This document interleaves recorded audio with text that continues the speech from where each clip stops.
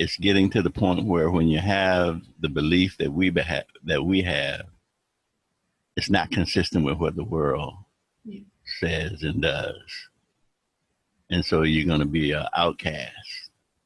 By definition, in other words, the very fact that we hold the position that we do, that we believe that Jesus is the Son of God, that the Bible is the Word of God, and that the only way to the Father is through Jesus, that makes us narrow, bigoted, biased, intolerant, and what was going on over in Saudi Arabia with the Pope a few weeks back, where they were trying to sign this paper that would sort of bring the Muslims and the Orthodox and the Roman Catholics, the Protestants, they were trying to bring people together and trying to say we all have valid ways of believing and we need to be tolerant of each other's views, which obviously we need to be allowing other people to believe what they want to believe, but not have to express that all ways lead to Rome. In other words, all roads don't lead to God. And we need to be able to be free to say that if that is really what we believe and be safe in saying it, but not now. We're not. All right. And I think that's something that we have to get to the point where we just believe. And even in the midst of the persecution that we experience, yes, the testimony of God will show up because we're to be demonstrating unconditional forgiveness and unconditional love. And we do that regardless. They're the two things that God applied in delivering humanity.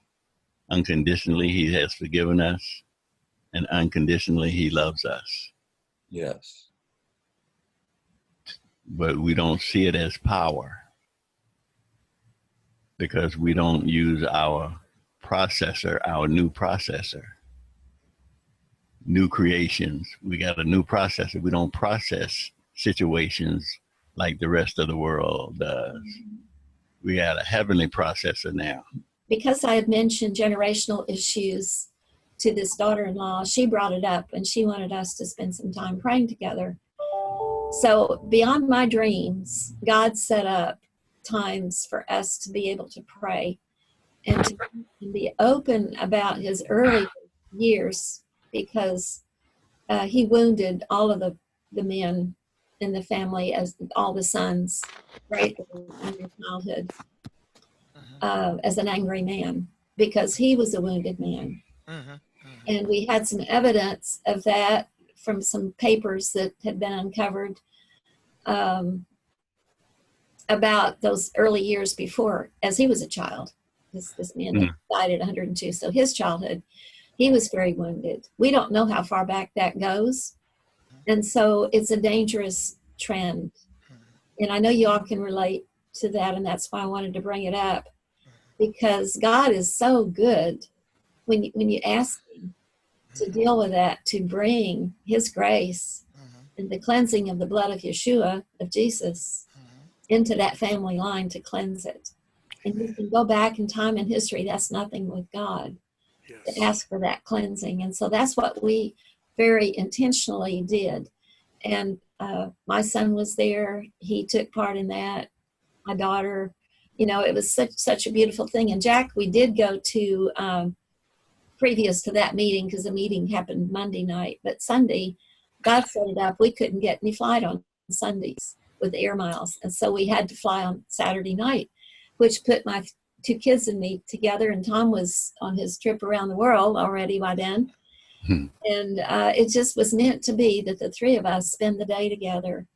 And I took them to Richmond Hill, and I took them to the overlook in Richmond where Admiral Byrd, I think it was Admiral Byrd, overlooked that view. He was set to establish a town there, and he saw the river, the James River there with the bend it has. And it's from that hill, that view is, I've forgotten the name of the point, Libby Point, I think. And so Tom and I stay in a hotel sometimes in Richmond, England, which is a suburb of London. And the hotel, the last time we were there, we noticed there was a big painting in kind of a middle room, not the main room. And it's a view of the Thames River and it has a little plaque below saying that Admiral Byrd named Richmond, Virginia after that view in England. Hmm. We should happen to land in that hotel. Uh-huh. And I think it's very significant because Richmond's become a very special place to me because it led the nation into slavery as an institution, but it's leading the nation out with the intentional things they've been doing, like the Trail Walk and all the things that they continue to do. And that Richmond Hill Retreat Center, which only Jack and us have been to, I guess. No, you went, Paul, didn't you? Yes, I was there too. Yeah, you were there. So, Elmo, you haven't been yet. We'll have to have another retreat here sometime. Yeah, definitely. I'd love to go. And then we went to Fort Monroe, Point Comfort, where the first slave ship landed. I think they've corrected the markers that showed it was Jamestown. I think those have been corrected now, historical markers. But it was very windy as usual. And I just knew it just needed to be the kids. We wanted to meet with you, Jack, if you had time, but we didn't want to infringe on your Sunday afternoon either. Yeah, that was Sunday. I wasn't doing too well. Yeah. And you had your son over for his birthday on Friday, I think. So yeah. We didn't want to, just needed to be us. And so we were praying, my kids were repenting because there was a slave plantation in their dad's family on their mother's side in North Carolina. And I heard a lot about it. It was just a farmhouse. I have a picture. I painted a painting of that for Fred's, my former husband's grandmother as a gift. And it's just a farmhouse, not a big one. But it was, I didn't have a clue how bad slavery was then. It was just something that happened and we knew the name of it and that was it. So anyway, it was a walk for cleansing. And then on prayer call this week, it was brought out that this is a season for cleansing as the bride cleanses herself before a wedding. God had us cleansing our family line. Wow. Yeah. I just want to say that because it's for all of us. Yeah, that's interesting because just yesterday I was taking my granddaughter to ballet. And I try to have a significant conversation when I inherit that task. And I decided to share with her who she is based on the DNA of our family. And my youngest granddaughter she's in the 3rd grade, and someone came by yesterday to do my yard for me, and he said is a former inmate that I led to the Lord. And he came in the house and he asked my little granddaughter, he says, how you doing? She said, I'm doing fine. She said, how you doing in school? She said, I'm doing fine. I said, tell him what you did on your SOLs. She said, I made all A's. So he took out $1 and he gave it to her. And so she was all excited. She was running upstairs all excited that she got $1 for making all A's on her essay. And he was telling her how you get rewarded for good work. Yeah.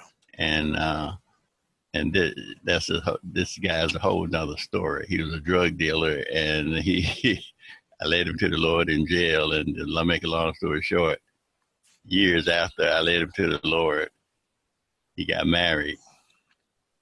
And I went into the hospital with chest pains and had to spend the night. And his wife monitored my heart all night long.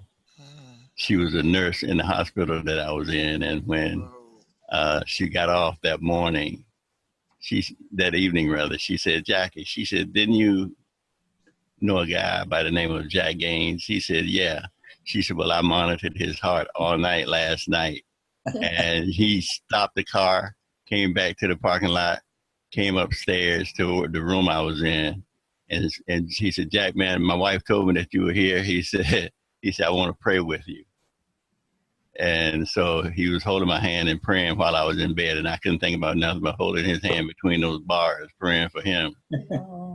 And here he is at my house yesterday, giving my granddaughter some money because And so I was able to tell my other granddaughter, who's very personable, she's into everybody's business and everybody wants to, all of the kids, she's 14, all of the kids at school wants to be around her and wants to tell her their business because she says she gives them encouraging words all the time. And so I took that opportunity to share this story that I'm sharing with you with my granddaughter so she'll know who she is. You know, she and I was telling you, don't let the fact that you're so concerned about people getting in the way of you making good grades, that's because you get your priorities all messed up. I said, this is in your DNA, you know, is it? And so I just started doing that yesterday, telling her who she is, because she said, Granddaddy, people are always coming to me wanting to tell me their business. And she says she just encourages them. I said, well, that's in your DNA, baby girl. Yes. Shows her gifting early. Yeah. And Black families, we didn't get an opportunity to know who we were because of the instability of our plight, you know, and it was sad. But I was just taking the opportunity. I see your granddaddy has lived long enough to go through several generations. Yes. So I know who you are Yes. better than you know. I said, so you need to listen to your old relatives. Got to get that plug in there.